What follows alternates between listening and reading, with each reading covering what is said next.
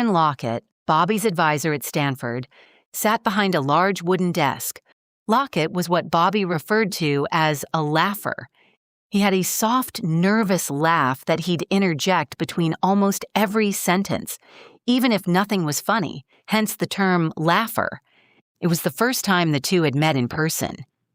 Bobby took a seat facing Lockett's desk. He studied the typical university professor stuff covering Lockett's walls. There was everything except a PhD. Lockett had made it clear to Bobby the first time they met online that he himself did not have a PhD. In fact, some of the first words out of his mouth were, "I don't have a PhD." He then laughed. "I don't even have a bachelor's," he added, then laughed again. Lockett's reputation made up for his lack of academic pedigree, and then some. Stanford was lucky to have him. Lockett wrote code, lots of it. He even came up with his own programming languages. He was also one of the pioneers of modern artificial intelligence. He'd been courted by a number of tech giants and venture capitalists over the years, but he turned them all down. This fact also came up in their first online meeting. Lockett explained to Bobby that his goal was to use his skill set to help poorer populations improve infrastructure, strengthen food security, and so forth. He'd used AI on everything from analyzing supply chain inadequacies, planning transportation systems, to improving agricultural practices. Bobby asked, "Don't all the big corporations have foundations and outreach groups that do that kind of thing?" "When things get delegated, they get screwed up," said Lockett. "I've worked with a few of those foundations and outreach groups. Most of them are run by folks who'd rather be doing something else.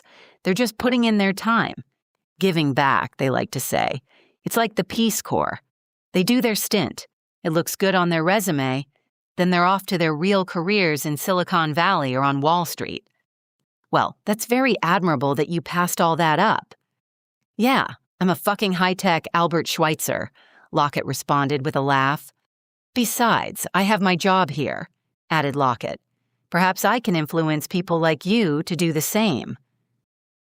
"So, how's Lucy?" he asked. Bobby described the developments he'd made since their last discussion, noting the progress he'd made getting Lucy to read emotions and respond in kind, making her more human-like. "Let me show you," said Bobby. He reached down to his side and retrieved his laptop bag. After spending a few minutes setting up his computer, he powered it up and brought Lucy online. "I want you to make some faces to see if Lucy can tell what you're feeling." "Cool," said Lockett. "Hello, Bobby," said Lucy. She then recognized Lockett. "Hello, Professor Lockett." "Hello, Lucy," Lockett said with a chuckle. "Is something funny?" asked Lucy. "Lucy, Professor Lockett is going to make some expressions. I want you to tell me what he is feeling." Lockett gave an exaggerated frown. "Concern, disapproval, anger," said Lucy. Lockett then gave a manic smile. Lucy paused. "Exuberance. Or perhaps criminal intent." Lockett gave a full laugh. "Wonderful."